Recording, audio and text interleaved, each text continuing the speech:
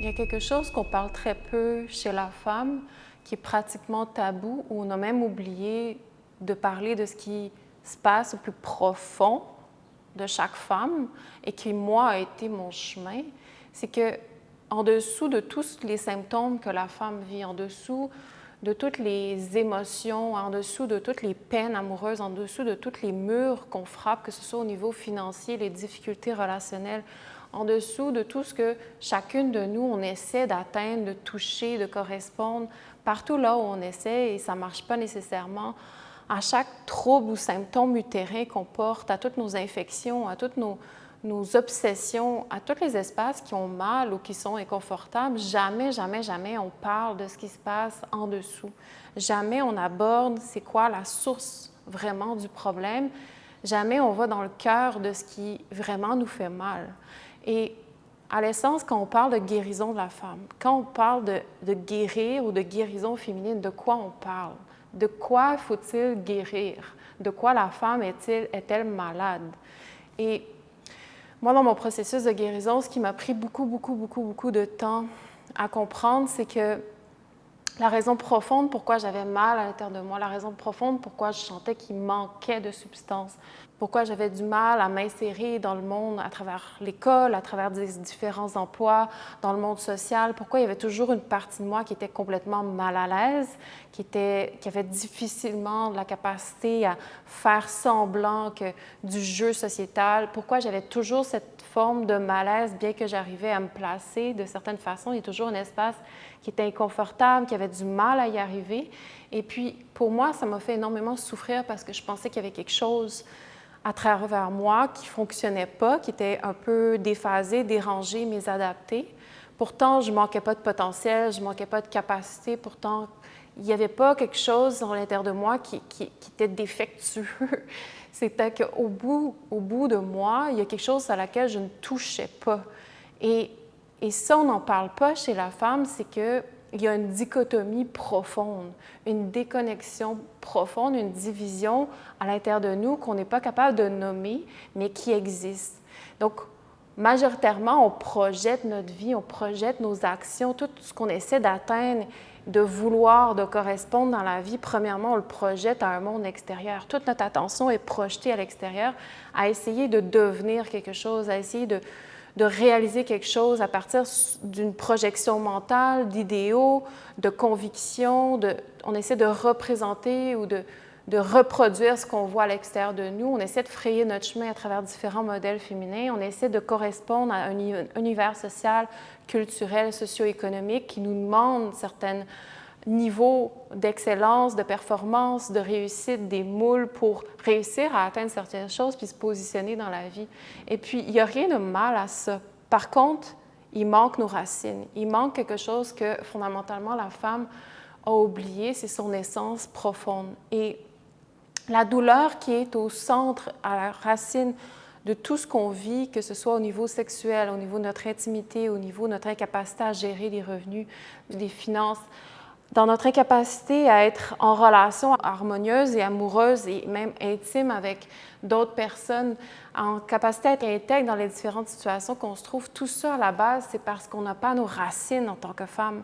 La femme est une créature de la terre, la femme est une incarnation d'un pouvoir qui est propre à elle, une intelligence, d'une essence féminine, instinctive, intuitive, à laquelle on n'a plus accès. Donc, il y a comme une dichotomie qui existe dans les femmes, et la femme, elle en souffre. Et moi, ça m'a pris beaucoup de temps avant de me rendre compte de ce que je vivais, de comprendre qu'il y avait quelque chose qui était coupé en moi, comme une rivière d'un pouvoir, d'un savoir à laquelle je suis, à ma naissance, supposée d'avoir accès, et que rapidement, en vieillissant, à ma puberté, à ma jeunesse, il y a quelque chose qui n'était pas là.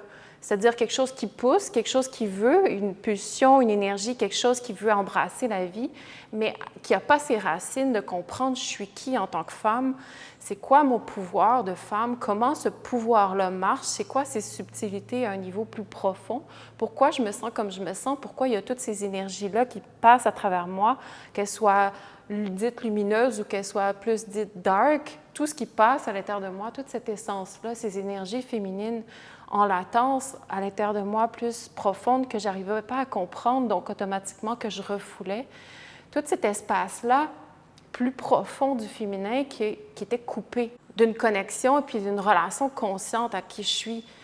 Et ce qui fait que ma vie a été de naviguer, d'avancer dans le chemin de ma vie avec une coupure complète de qui je suis en tant que femme, de cette intelligence-là, de cette sagesse-là instinctive que je n'arrivais jamais à incarner, à toucher.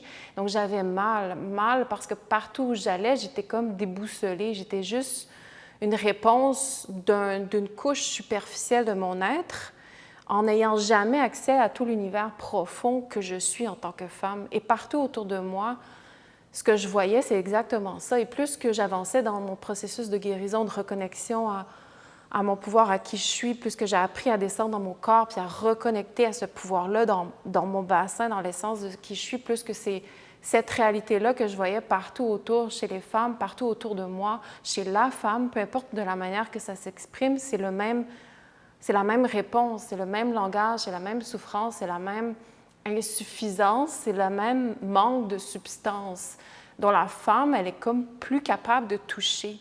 C'est comme si on a perdu cet accès-là à l'intérieur de nous, cette capacité-là à se déposer, à expirer, à toucher ce pouvoir-là qui est au plus profond de nous. Donc la guérison, qu'est-ce que c'est? Guérir de quoi? C'est guérir de cette dichotomie-là, guérir de cette division-là qui nous habite au plus profond de nous.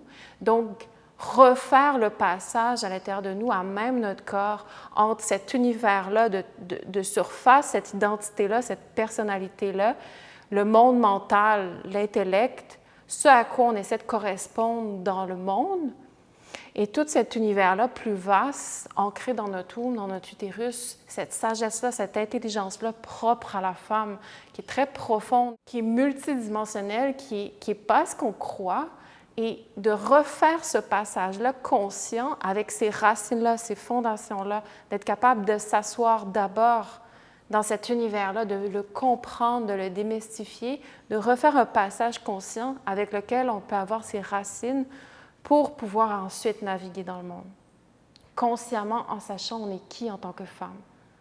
Donc ça commence dans le corps, ça commence à travers l'univers de notre espace, de notre corps. Pourquoi? Parce que notre corps est notre maison, la femme est une créature qui s'incarne dans la relation intelligente dans la vie, et ça part dans notre corps parce que notre corps, il est régi de cette intelligence-là fondamentale de ce qu'est la vie. L'intelligence de la vie passe à travers notre corps. Donc, quand on est déconnecté de notre corps, on est déconnecté de cette intelligence-là de la vie qui nous guide intuitivement et instinctivement.